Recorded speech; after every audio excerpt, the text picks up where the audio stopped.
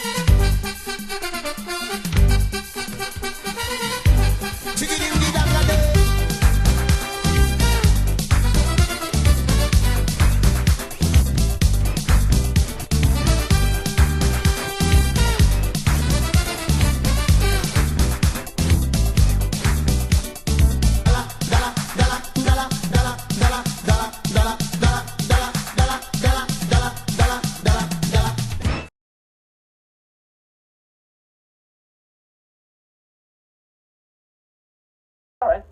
I've just come back on live, but I hesitated coming off mute for the conversation that Kevin was just regaling us with. Yeah, I thought it was quite funny. Right, listeners, we're still waiting for Terrell. Terrell's got a few technical difficulties. He is going to be with us very, very shortly. So that was his song. It's not the worst we've had. It really isn't. Dan P might say I prefer 50 Cent. Very good. I'm not sure if I do, to be honest with you. I think I'd choose Terrell's choice over 50 Cent, but that's a conversation for another day. So, we're going to talk about some other things. For example, you might just see on the screen right now, there's a lovely picture of Alexa Bliss. We're not going to be talking about her, sadly, or whatever she's going to be up to this weekend at WrestleMania, as much as I would love to. Really, WrestleMania should have been cancelled, but it's not, so sadly it's still going ahead, with nobody in the building. How's it going ahead? There's no audience. No audience, yeah. In a warehouse, basically. I know, ridiculous, really. Talking of ridiculous ideas, as we wait for Terrell, something that came up yesterday, I think. We are still, of course, waiting for news on exactly what's going to happen with the football season. The 30th of April was the date that the Football League has pushed things back to. Of course, they know that's never, ever going to happen.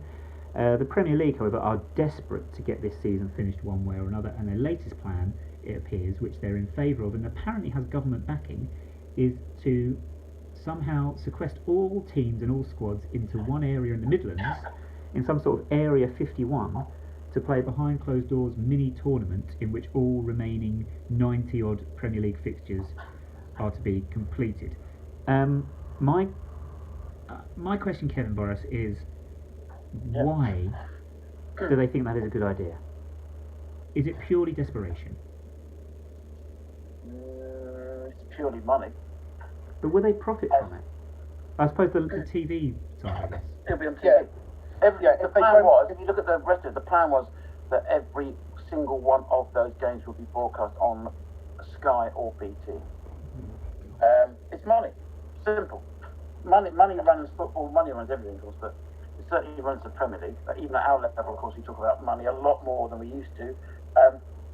As fans, we know more about the budgets of our clubs than we ever used to. Probably some clubs know the name of their commercial director more than they do some of their players. That's all. That's the answer. It's money. I have just had a story sent to me. Can I read this out? This is actually relevant. Mm-hmm. Gareth Hayward has just sent me this. Thanks, Gareth. 66 non-league clubs have sent an open letter to the FA calling for it to urgently reconsider the decision to expunge their seasons. Some MPs have told clubs that they will write to Department for Culture, Digital Culture, Media and Sport asking for intervention in what's described as a disappointing decision. So, 66 clubs are now saying that those from Conference or National League South and North downwards or below that their results have been expunged, don't exist anymore, and they're saying that they think that's unfair because the records are gone and of course they lose some money from the remaining games. So no one's going to be happy with whatever anybody comes up with. That's the problem, because it's going to upset somebody. So playing games behind closed doors, bleh. I guess all the players have to be tested, everybody who works at the ground has to be tested. You don't need police, I suppose, because there's no fans there. But will fans try and turn up? Yes. So is the idea that these games are played on a neutral ground? So all the games are played at, like, Birmingham, Villa and Wolves, and they're all based in the Midlands or whatever, or what? Because it just seems like a school tournament. Yeah, I mean, in my head, I was thinking they were going to try and maybe play on the training pitches at Burton or something like that, where the National Football Centre. I think the plan was to play at St George's Park. Yeah, which Was it? which means you will get fans trying to honestly, Liverpool fans are going to be there in their thousands, I imagine. Yeah. I think it's a non-starter. I get the TV element of it, but you know what? I'm not going to lie to you. There's been no football on TV for how long now? 2 weeks, 3 weeks? 2 weeks. Yeah. I haven't missed it. I've not missed watching football on TV at all. Now, I wasn't watching a great deal this season anyway, but it's been kind of nice just to have a bit of a break from it. It's so saturated, and there's so many games that I just kind of like, and I really feel bad. Do you know who I feel sorry for is when I look at some of these games, especially teams in the Championship who get messed about at really short notice with these 5, 20, 12, 30. They're all over the shop. And sometimes I'm just like, the Saturday 3pms of what we all love. Do you know what else we love? We love Terell Thomas, who looks like he's joined us. Terell, can you hear me? Hello, yeah. There you go. How you doing? You alright? Yeah, I'm alright. Yeah, I fell asleep on the sofa. See, that's my trick. That's what I do. Self-isolation, eh? I know. Thanks for your honesty, though. Terell, be honest, and you fell asleep listening to our show, didn't you? No. I was watching. My missus was watching like some show, and I fell asleep. I don't know what it was, some chick flick or something, or whatever it is. Stu might know it. What was it? Thank you. Stu would have seen it. Stu's probably seen it, yeah. Well, Terell, thank you very much for joining us. Yeah, no worries. Aside from watching films on TV, I guess the first question we've got for you is in the current climate, how are you occupying your days? Do you have like a set training schedule that you're following? Do you have a set exercise routines that you've got to perform? Yeah, we do have a routine to follow. You have to do it within the day, whatever, like certain exercises and that to do during the day. It doesn't have a set time, but normally I like to do it in the morning. So get up, have breakfast, and then go out and do. There's a park around the corner from me. I go there and do a run. Come home, and then sometimes like maybe once or twice a week.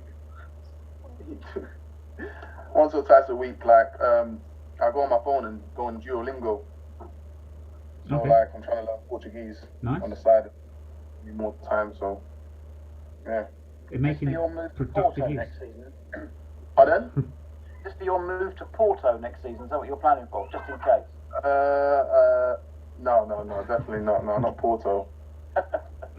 Flower Lane, not Porto. Of course. There we go. Good answer. Yeah. Good answer. Smash that I was answer, leading Terell. you down a path. Pardon? I was leading you down a very poor path. I'm sorry, I was just trying to... But you're learning Portuguese. Yeah. Nice. Yeah, because my girlfriend Jessica, she was born in Portugal, and all her family speak Portuguese, and obviously, I got a little one on the way in the beginning of July, so I have to learn. Because when the baby's born, it will speak Portuguese, won't it? So you need to know what it's going to be saying. Sorry. Exactly. So I guess are you getting tips off Scott Wagstaff now? He's had the great news of his child being born this afternoon. No, I haven't spoke to him deeply about it really. We just said our congratulations and stuff like that. But unfortunately, over the last couple of days, my phone broke. I've just haven't been able to use my iPad the last couple of days. So I haven't even had no social media, nothing the last couple of days. So that's allowed me to maybe do some other stuff around the house that I've always saying I need to do. But no, I haven't really. We haven't spoke like that really. Just giving my congratulations to him, and that's about it really. How did you break your phone? I've still got iPhone 7. Right. It's how many years old? It's 5 years old. Giving up the ghost, yeah. It's been screen smashed, big screen about the last 2 years, and this time when I dropped it, the bottom half of the touch screen stopped working, so I had to put a new one. Do you know what? I had to give a funeral to my phone and say goodbye. Do you know what? I'm not going to lie. So this happened to me a couple of years ago. My old phone finally gave up the ghost. Now, there is a reason I'm telling you this story. My phone did exactly that. It just died of old age, essentially. I had to go and get it replaced. I picked it up from the Vodafone shop. I didn't look at what was inside the box. I'd been given the wrong phone. So ever since I've had a pink phone, I could not be bothered to go back and replace it. So I'm carrying around a pink phone everywhere. My question, however, for saying that is, I was going to ask you this later, Terell, but would you ever wear a pink kit? If we were to bring out like a third kit in pink, would that appeal to you?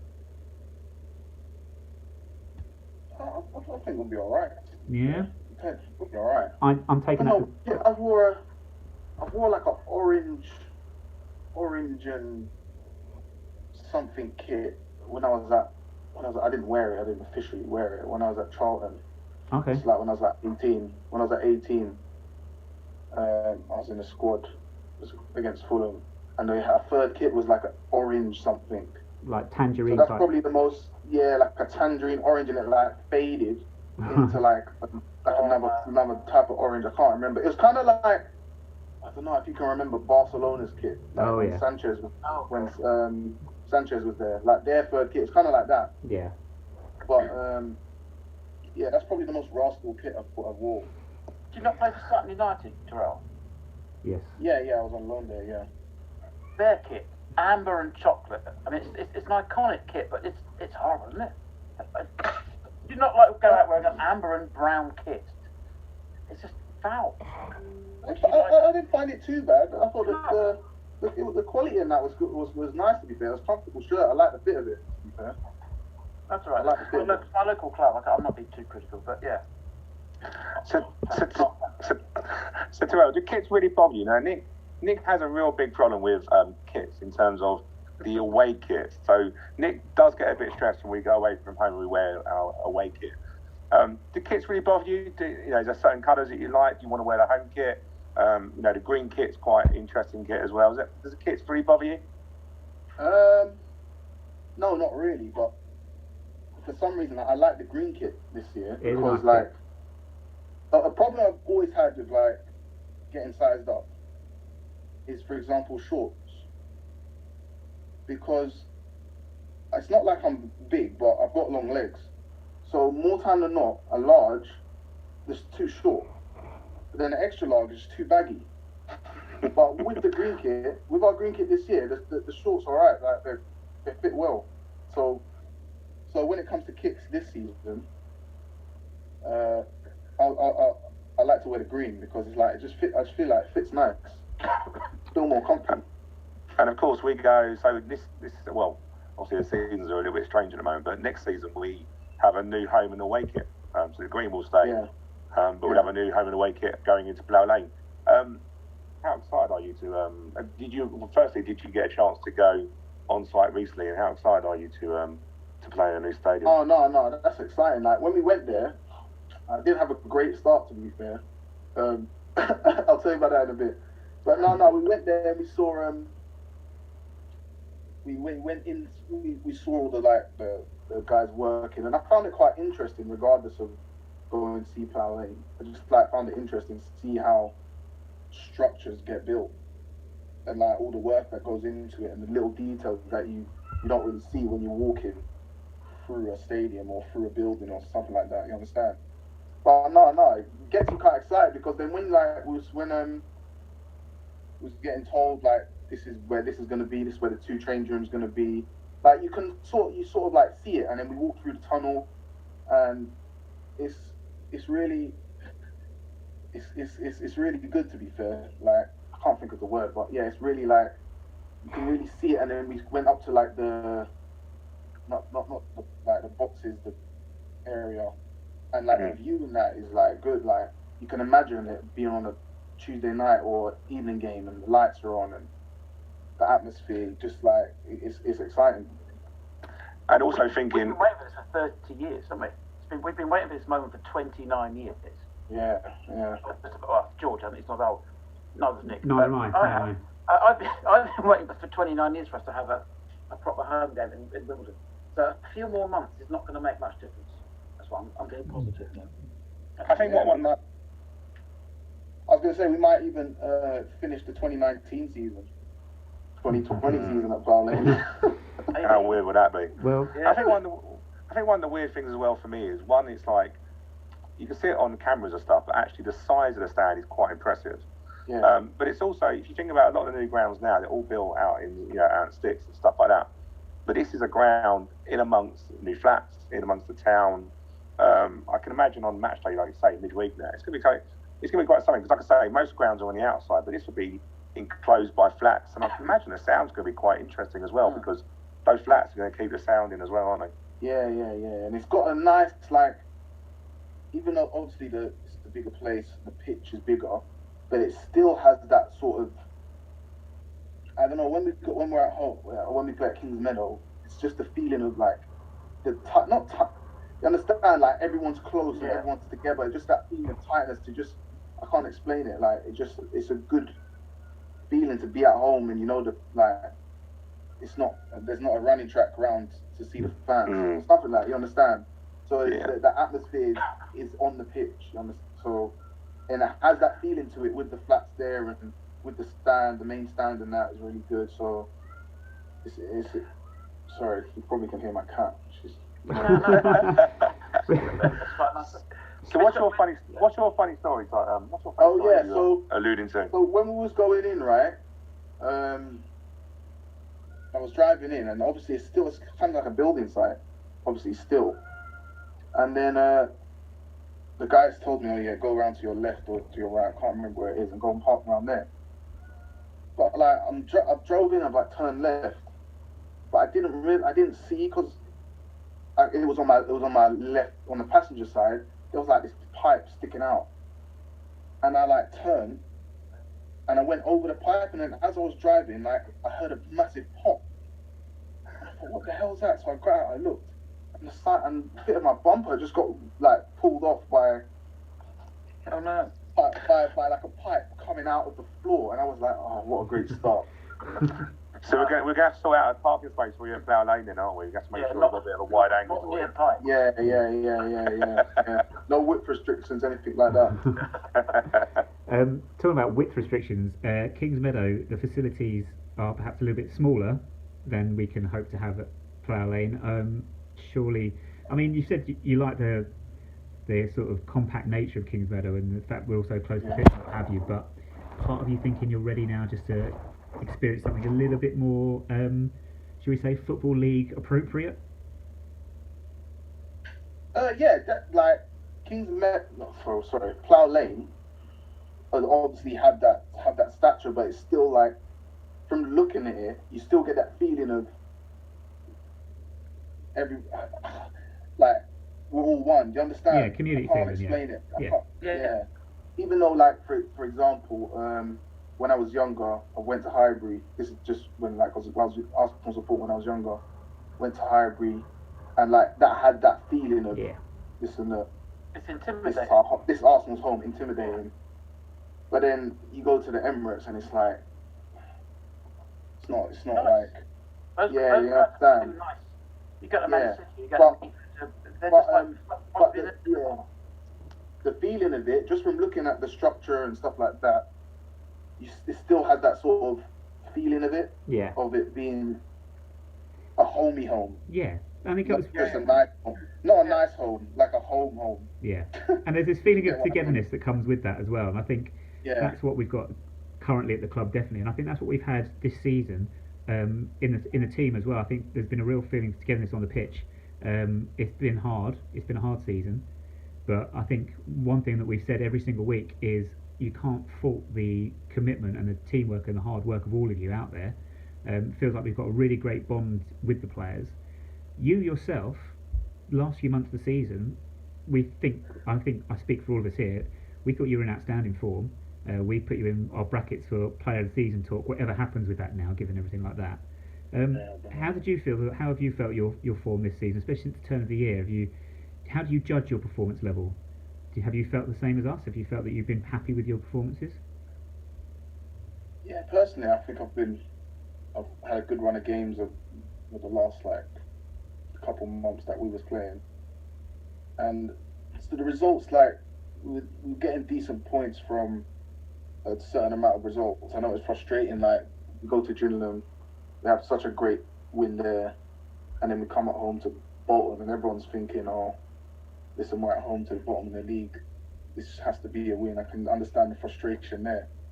But I think me, like, I think I've been performing. Like, it's probably the most enjoyable time that I've had in my career to play football.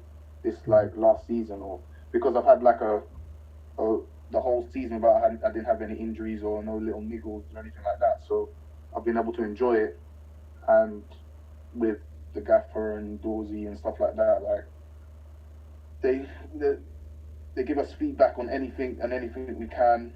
We can go speak to them like once a week. We have like a defenders meeting, and just to have to look at some of the clips, how we can work better as a unit, stuff like that. I think it's really helped us as a squad to get those little details in as well. How have you found playing in a back three? How different is that as opposed to playing with in a back four where you've got one other centre half? What are the differences that you find? With a back three or back five, there's less like 1v1 battles. Mm-hmm. That's the massive difference they have. If you got like a four, and you have left back, centre back, right back. If they got two up top, really and truly, it's 1v1, two versus two. But then when you got like the three, you can sort of like, if the communication's good and the organization's good, you can outnumber them in a way. But then it gets tricky again if a team puts two up top and then puts one like number 10 role just behind the strikers. It's sort of about, if you don't get it right, you don't know if one of the three centre backs should go in if the number 10 gets the ball, or whether we should stay. You understand? So that's where a little bit of confusion comes in. But if you work on it as a team, it's very effective. And you're strengthening the middle, but then you want to try and get your wing backs high, because if your wing backs get blocked in, you're just going to sit there with five at the back all the time, and you can't get out, and you can't go wide, you can't get down the middle. So that's where there might be the downsides of it, but the 3 and the 5, I think it works really well for us, because with our wing backs, we've got a lot of energy and get forward and got a lot of crosses in. I was just going to say, Terell, I was going to say very quickly, we've also got a very young side, so obviously the model we've got is very much bringing through our academies and kids and stuff like that. So when we were doing our research about when you were coming on, we know a few people at the club, and one of the things that we were told was that you're an absolute different class in terms of around the dressing room, and if you were an academy product, we'd be immensely proud of how you conduct yourself. How important? Now you're not old by any stretch of imagination. You're 24 years old, but how much of a responsibility is it to be a guide for those? Because in terms of it, we've got kids now that are learning on the job. Normally we'll send them out on loan to learn their trade, but they're making mistakes on the job now, aren't they? As a person who's been around a bit now, how important do you think that role is for you? It gives you. It's another thing to learn on top of that, because on top from when you're younger, because when you're younger, like, you're looking up at the senior players and they're giving you, but then I'm obviously learning it at the same time of how to give information and be a leader, you understand? And it's good that I have people on another bracket above me, like Waggy, Rod, Quez, like, you understand, Pigs, people like that. You can see that they've got that. It's not really a thing. They've got that in them already, because they've learned it already. So sometimes it might be at half time, and then Waggy will speak more time than not. Pigs will speak. You understand? And it's learning about trying to be that leader, and learning what to say, and being that figurehead in and around the dressing room. And how impressed have you been with obviously the academy? We had Jack Rodoni on here last week, who's come on leaps and bounds. How impressed are you with the products that we're bringing through? No, I'm impressed with the products that's coming through, but it's a thing where when you're coming through an academy, like, there's a lot of good players. Like, even for me, when I said my under 18s, under 16s to 18s, there was some good players around there. It's just about those little fine details. If you're allowed to get time out on loan, if you get a good loan, or if you're given that one opportunity and then you take that opportunity when you're in the first team. So I have no problem with, like, I don't see a problem with, like, putting young people in, putting young players in, say like an 18, 19-year-old, to give them a chance to understand. Because you see them around the training ground and you see how they train and stuff like that, and you gain that trust. It's not like you don't know who they are and then all of a sudden they're playing on a Saturday and you're like, I don't know what this player can do, but you know, it might be a bit nervy for like fans or stuff like that, thinking, oh, it's a young boy, inexperienced. But as players, because you train with the young boys all the time, like you gain that. There's a good bond between the whole club. So I'm saying from like scholars, 16s to 18s to the first team, because everyone's around each other, everyone eats with each other, so everyone knows each other's names. And there's no like when say they came to train with us, it's not I don't believe they have that like fear factor of, oh my god, I'm with the first team, as when I was younger, because you would never hardly ever be around the first team. The only team you'd be around is if you're cleaning the dressing room like every day after training. But the talent coming through there is really good. There's few good players off the top of my head. You've got I really like Zach. He's on loan at what is he on loan? Basingstoke. Yeah. Then you've got Meds. He's a really good centre back coming through. There's when I watch them train or they come and train with us, like you can see there's talent. There's a lot of talent there, but it's just about forming that into a player, because there's a lot of talent out there, even in non-league. As you can see, like we got Nesta from non-league, and even Paula too. Like he wasn't really. I don't think I'm not sure if he did a full scholarship with AFC Wimbledon, but there's bundles of talent out there. But it's just about someone, a manager of a team, or a head of recruitment of a team, just thinking, listen, we're going to give it a chance. Because that's all it is. That's all it is. Like you can see with even in the Premiership now, like even higher teams, there's so many more younger players coming through. So it's just that chance. Because a couple did it, like for example, when Mbappe blew up, and then Rashford, I think, and then Jamie Vardy came from non-league, people started maybe hit their memory that, okay, maybe these young players, maybe they have got a bit. Maybe we don't have to just buy someone for whatever million. Yeah. The young players, the homegrown ones, they can do the job for us, which you're seeing in all the leagues, to be honest. League 2, League 1, in all the leagues. There's a lot of 20, there's much more 20 to 24 players now than there was, say, like 8 years ago. That's a fair point. Terell, I have two questions for you that are completely and utterly unconnected. Question one is, you've played, I think, 31 league games this season, and as a centre-half, you've only had one booking. What's the secret to your lack of yellow cards? I mean, a centre-half who plays, I know you're a ball player centre-half, I would say, but you know when you think maybe 5 or 6 bookings by March, how have you only got one booking? Is it timing, or are you just that kind of that you don't get that physical? I don't know. I think when I'm playing, I'm not saying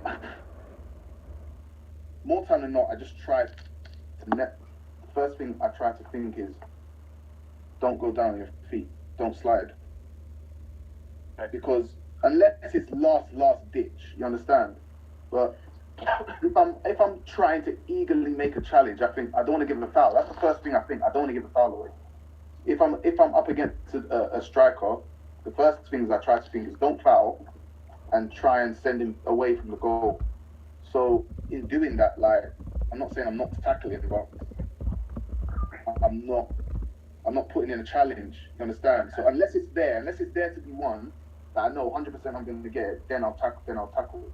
Alright. But more time than not, because like a lot of strikers, they're tricky, they're quick. I try not to give a foul away. That's the main thing, I think. Don't foul, because if I foul, there's an opportunity for them to get in the box. Because more time than not, it's in our half if I'm tackling. Yeah, sure. So I think if I give away a foul to them, Okay, they're gonna give it a chance to get in the box. So I try to time it well, and I don't think I have to win it. Like It's not like when the ball comes and the striker has it, I have to win this. I try to like just think, let's keep them away from goal. That's the main thing. Is keep them away from the goal, bro. However you do it. If you tackle, well done. But if you get in and passes back, then I think that's sort of my job done in that sense. Well, it's working. 1 booking and 31 goals. So thank you for that. That's a great answer. The other thing is slightly stupid. So I do another podcast. It's called Time Added On for Sausages. Sorry, Nick, I'm adding my own podcast. We had a discussion the other week about players. There's someone from another radio station who's just walked out. Sorry. Yeah. So we were coming up with a team, an 11 of players who have really interesting or crazy middle names. Now, sorry, Terell. So we had Emil Heskey. His middle name is Ivanhoe. I think it's funny. Kurt Zuma, the Chelsea defender, his middle name is Happy. Happy, right. Kurt Happy Zuma. Now, your middle name, if Wikipedia is to be, you were in my team of great middle names. Your middle name is Mondasia. Mondasia, yeah. Mondasia. Yeah. Could you explain where that comes from? Because it's a fantastic. My middle name is Richard, the most boring middle name on earth. Where's yours from? It comes from my dad's side. When he my dad's dad, so my granddad, when he came over to England, doing his name and that. Well, this is what I was told, anyways. This is what I was told from my parents. When he obviously came over to England, he changed his surname he put his surname as Thomas instead of Mondaisier. So my parents gave me my middle name as Mondaisier. So really and truly, my name should be Terell Mondaisier. Okay. But from when he came here during the Windrush times, he changed it to Thomas. So that's where Mondaisier comes from. But it's definitely one of my favourite football middle names, so thank you for that. I hope you don't mind you being in my 11. But a friend of mine in the States, his surname is John Michael, but spelled JOHNMICHEL. All one word, John Michael. His grandparents came over from Russia in the land at Ellis Island, and his granddad and his twin brother didn't have English names, didn't speak English, and the guy at Ellis Island said, "What's your name? I'm going to call you John and you Michael." And they get them confused, so they wrote John Michael on their name badge on a sticker or whatever it was they stuck on their shirt, and their surname is stuck. So their surname is John Michael. They're the only family in the world with that surname. So yeah, not an uncommon thing. But thank you for that. Sorry, no worries. No, anytime. From favourite names, Terell, what we're going to do quickly, I'm just going to ask a couple of questions. We've got a couple of questions from viewers, and then we've got a game that I'm going to introduce our glamorous assistant, who's off today, so we've got George instead to introduce. But Kevin's been talking about favourite names. Earlier in the podcast, we were talking about favourite goals at Kingsmeadow. You have one goal to your name at Kingsmeadow. I'm just going to put it on the video now for the listeners at home to watch. Your header against Portsmouth. Can you just describe your memories and recollections of that last-minute winner against Portsmouth earlier in the season?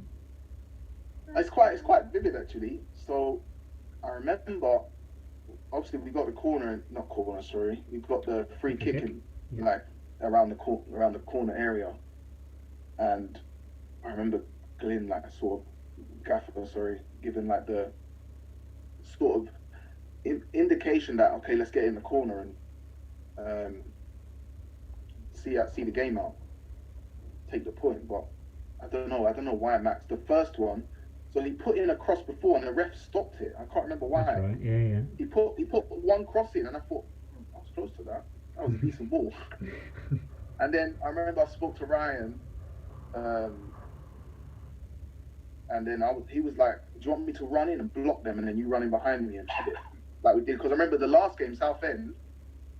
That's what we done in the corner when he scored. He ran behind me, but I ran in. He ran behind me, so I sort of pushed him away and. He came in behind me and headed it, and he scored. But then, in this game, we sort of switched roles, and I remember the only thing I remember, I can't remember it hitting my head. I just remember looking and seeing the keeper dive, and then everyone obviously cheering. Yeah. Do you remember? And I was like, as I'm running away, I'm like, oh, actually, I scored. In my head, I wasn't like, yes, I was like, oh, right, I actually scored. And you had knee slide celebration all lined up, or was that just off the cuff? don't know. It's just off the cuff, really. It's off the cuff. It's off the cuff. But no, that's how I remember it. And then, yeah, I just remember everyone jumping on, and I remember the crowd and the subs came over. It was a great moment. Yeah, great moment. Really was. A couple of listeners have given us questions. Connor Daly on Twitter at Connor H Daly. He'd like to ask which modern day players have most influenced your approach to the game, technically and culturally. That's a quite tricky one, but should we stick with which players you sort of try to model yourself on, or sort of maybe your heroes growing up? I suppose watching Arsenal, centre halves. I'll probably stop talking at that point. To be honest, when I was younger, I didn't really watch football for the centre half, so Fair I enough. can't remember any centre halves being. I look at them and be, oh, he's fantastic, isn't he? It's only, I say, over the last 5-6 years where you actually watch football to look at the technical sides of it. Yeah. But going back to your question, I would say now Van Dijk for one, because his timing and his reading of the game is just it's on point almost every time. Like when you watch him, he hardly gives away a foul either, to be fair. Yeah. One book in all seasons, equally. Oh, okay. There you go. Yeah, he hardly rushes into a challenge. So I've looked at that and I thought that's a good thing to look at. Technically, I've always liked. I know it's a rash one. I've always liked watching David Luiz. Okay. That's I know. I don't think any of us would have expected that name. Okay. I just like because I think he's on the ball now. He's too good to be in centre back. He's too good to be a centre back. Mm-hmm. But at the same time, he does some things where you think, oh, you've done too much there. But I just love that sort of freeness. He just plays free, like he's in a park somewhere on the beach in Brazil, like he's playing free. You understand? Sometimes it can be rash, but I just like that. You never know what's going to happen with him. That's the beauty of watching David Luiz. Neither does he, in fairness. No, I'm not sure he does either. Right. Another part of this podcast we have, Terell, we have a lot of games that we like to play with our guests. And the first one we're going to give you an opportunity to have your own go at, which we call Paul Os Who, in which George is going to give you clues to the identity of a former Wimbledon player. Is it a former Wimbledon player, George? Current. A current Wimbledon player. A current Wimbledon squad player. You have to identify who that player is from the clues, which start with a list of 5 players that this player has played with at some point during his career. Is that all making sense? All right, yeah, that I understand now. I'm just trying to think if I'm going to be any good. Can we just have a quiet word, George? Is the answer Terell Thomas? No, I haven't messed up this week. Okay, no, fine. Then good. Just check. No pressure, George. No pressure. Don't muck it up. Don't mess this up, George. West Ham, Kidderminster. Right, off you go. Thank you, Nick. So the 5 players: Jack Hobbs,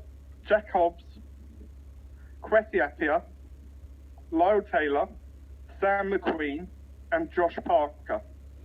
Who's the 4th one? So the 4th one was Sam McQueen. Sam McQueen, yeah. So this player has played with them 5. Yeah, at some point in their career. At some point. So, did you say Sam McQueen? Okay. Who's Sam McQueen plays for? Actually, I'll give it away. Go again. Say the names again. Jack Hobbs. What, the 1920s cricketer? So you've got Jack Hobbs, Kwesi Appiah, Lyle Taylor, Sam McQueen, and Josh Parker. Have you? Yep. I'm gonna have to go for a wild guess. I haven't got a clue. It makes it hard when I don't know who the other players are. There's 2 more rounds though, is that right? Yes, you have got another round, yeah. What's the guess? I'll go Wagstaff. No, it's not Scott Wagstaff. Okay, right.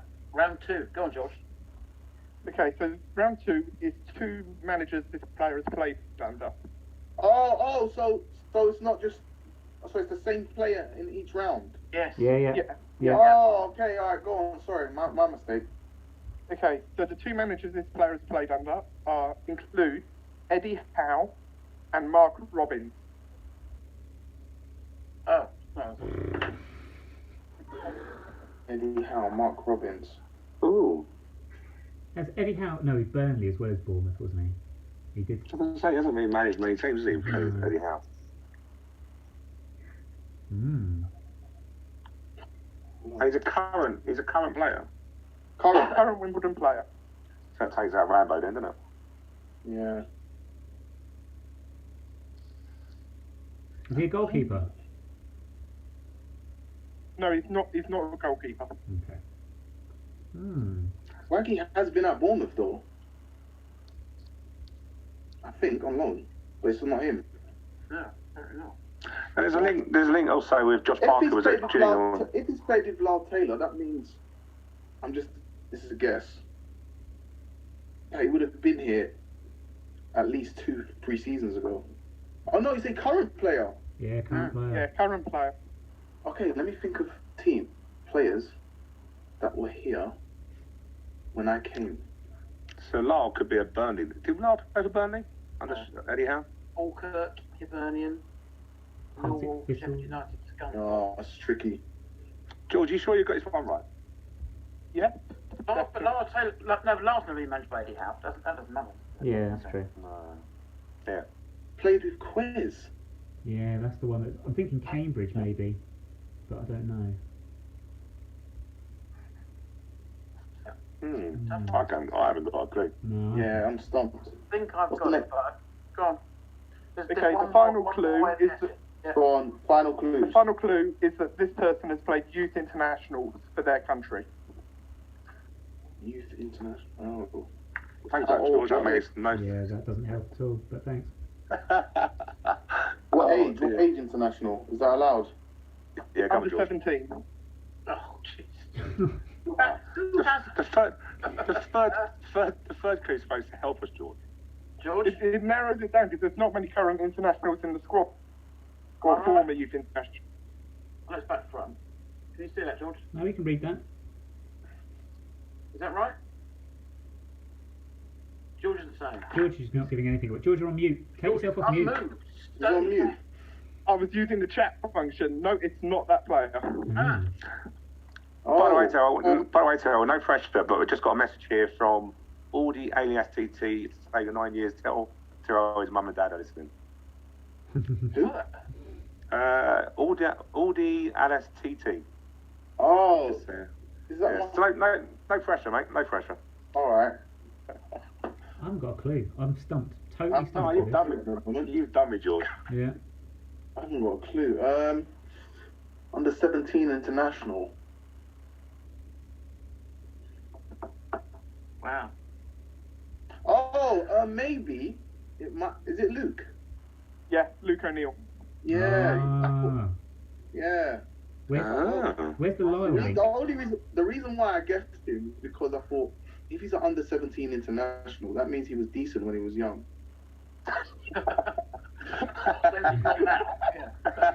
No, not in that way. I mean, he was like, I'm not. Oh, we're getting Luke on to get some dirt on you now. You used to be good as a kid. What happened? Can we have a quick round of Burnley? applause to Terrell for getting that, by the way? Well done. Yeah, well done. I have no idea on that. So he played for Burnley under Eddie Howe. Yeah, come on, George. What's the players then? Okay, so he played games with Jack Hobbs when he was at Leicester. Yeah. He played with Kwesi Appiah, obviously with us. Oh, you're all frozen. I'm very sorry, But listeners. he also Yeah. Dodgy internet for the time being. So if you're not hearing George explain this, I do apologise. Hopefully we shall get the stream will pick itself up in a second. previously that Southend. Well, this is irritating. The line to Terell and the boys has gone. I'm going to try and restart it very, very shortly. In the meantime, whilst I do that, I'm very, very sorry to do this to you, but just so we're holding, here's a little bit more of Terell's choice of song.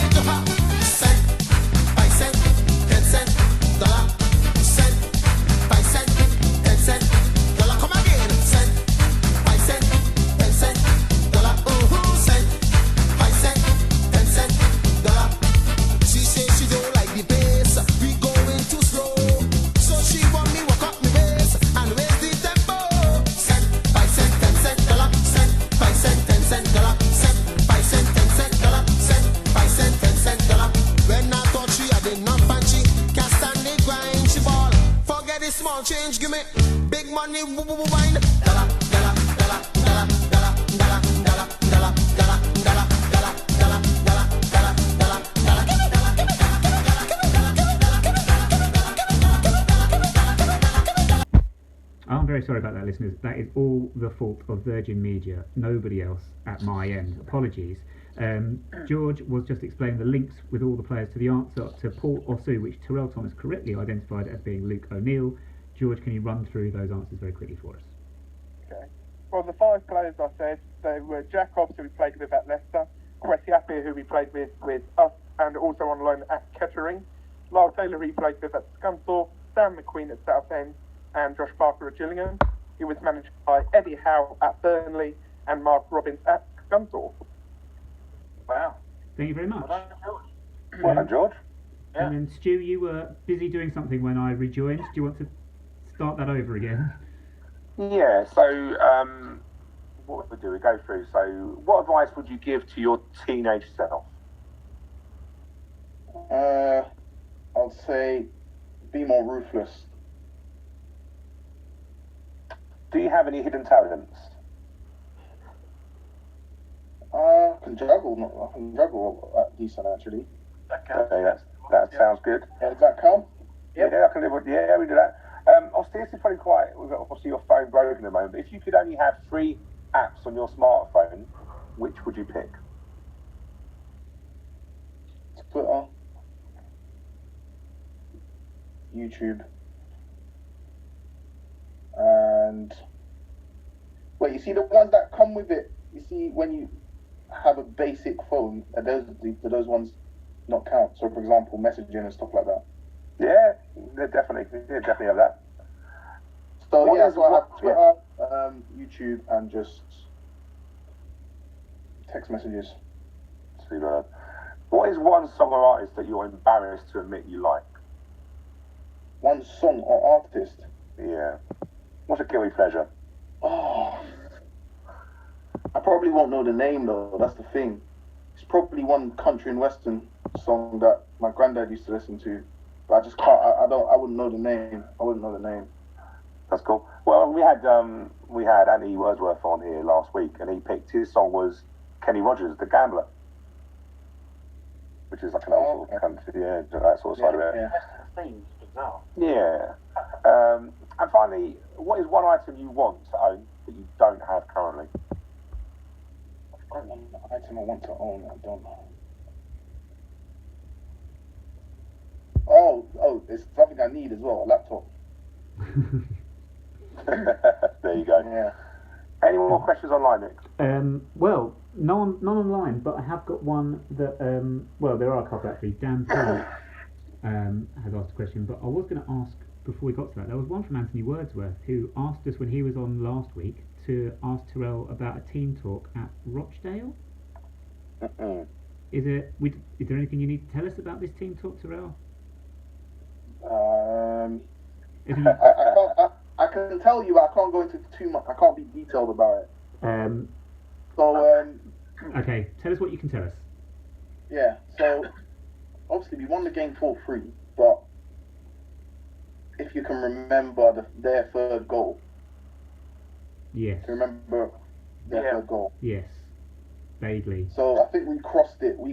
The ball came out to me. I chested it, and I was sort of like trying to get it under control, but dribbling at the same time. And then they took it off me, broke, and scored. Right. To make it 3-3. And then obviously, luckily we scored scored the penalty at the end. Yeah. Oh, everyone's happy and stuff like that. I've come into the change room, and like everyone's congratulating everyone. I'm smiling, and obviously the old gaffer's come in, and his first thing he said is like, he's looked at me and he said, "Why are you smiling?" And he's like, because a lot of the things he said to me is like, he told me at the time was, say if we cross it and it came out, instead of trying to get it under control and dribble, just like put it back in to keep the pressure going. You understand? Yeah. Just pop it back in. But I don't know, at the time it just didn't seem right to pop it back in. So I tried to take it down. But then they obviously lost the ball, and then they went down the other end and scored. And he was shouting at me saying, "Why are you laughing?" If that was me when I was back, what did he say? He said something about, if that was me back when I was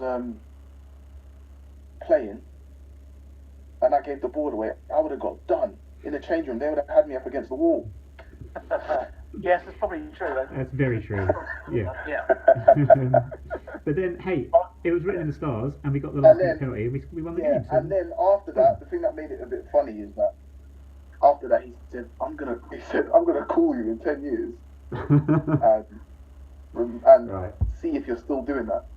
Nice. Still taking the ball down from a when the ball gets popped out from a cross, and then later on, just to make a bit of fun out of it, later on in the group chat, like our players group chat, I went to like 2029 on the same day and like put a notification of call from Wally Downs. He'll probably pop up and I'll be like, and make me laugh. But you are a ball playing centre half. One thing, when we were talking about earlier about the three at the back, one thing I noticed is that you're the one that wants to get the ball and come out and sort of play. There's many times when you got to the halfway line and you sort of like stopped. Have you got a temptation to go on, or have you got orders not to go too far in? I don't know, not really. I just play the game as I see. It's not like at the time I'm like, oh, can't go any further. Sometimes it gets to a point where I'm like, okay, let me find a pass. I don't know, it's just that after I do something, I always have thought, let me find a pass. I'll only probably shoot if everyone was shouting shoot.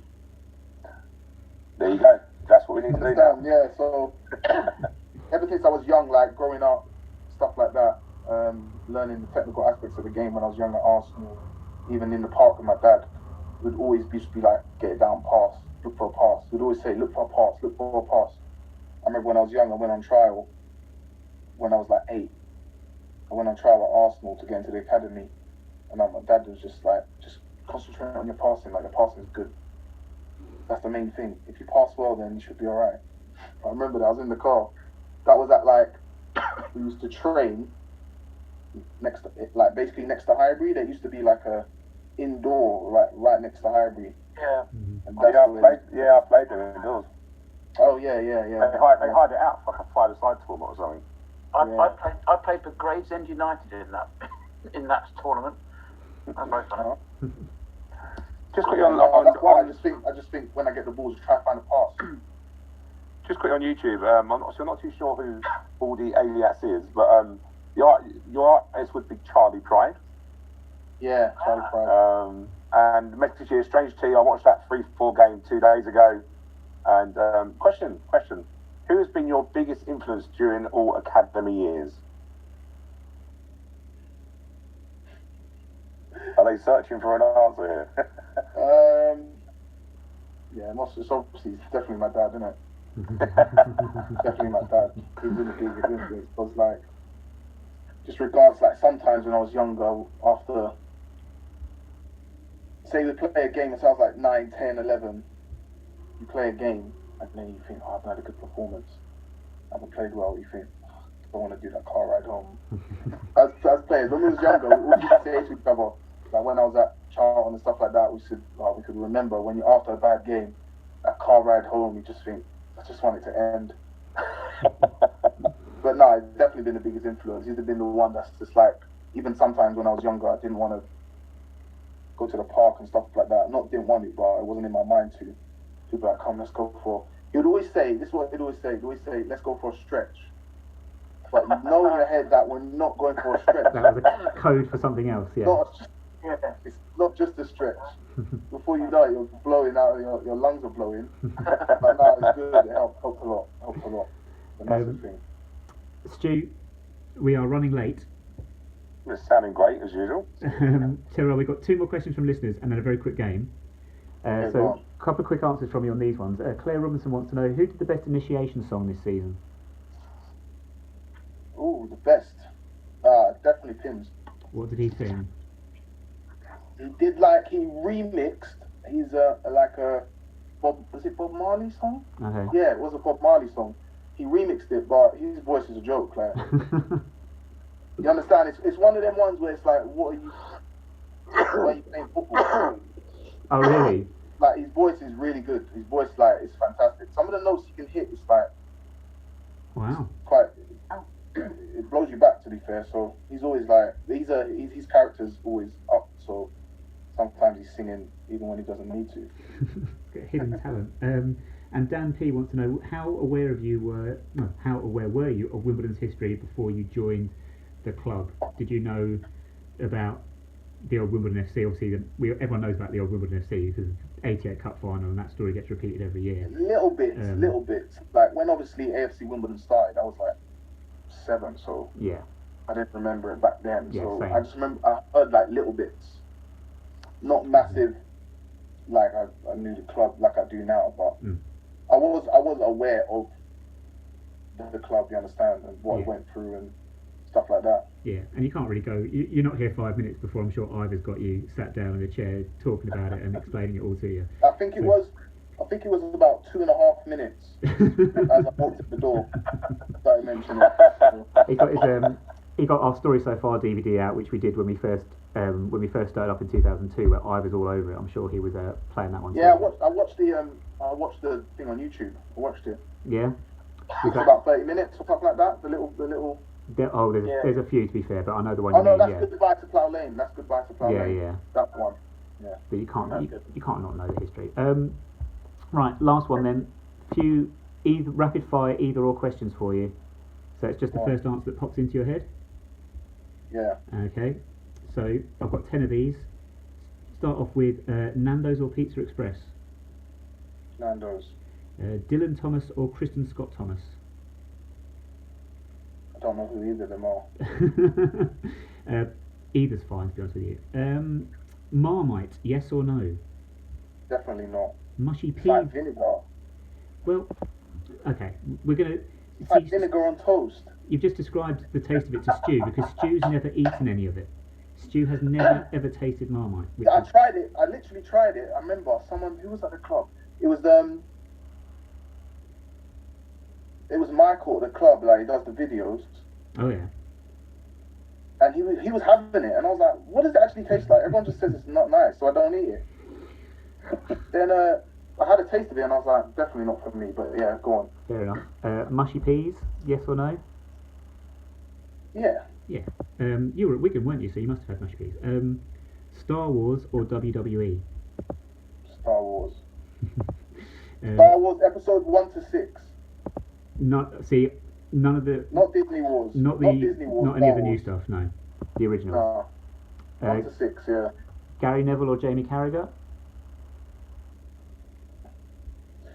Oh bloody hell. I hated Man U and Liverpool when I was younger, so I'd say Carragher. Okay. Monica or Rachel? Monica or Rachel? Yeah. Monica. VAR, yes or no? Yeah. Should we sack George, yes or no? No, keep him. I'm on a good run here. Survived Thanks, again. Luton or Watford? Watford. Oh, Terell. Okay, you have to get this one right because we're not on a good run here. Okay, when you make a cup of tea, do you put the bag in the cup first or do you put the milk in the cup first? So this is it. Bag, water, milk.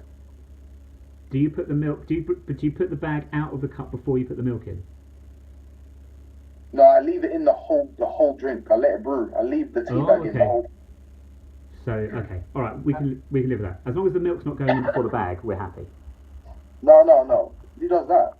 Exactly. Weirdos and James Shea, apparently. Right.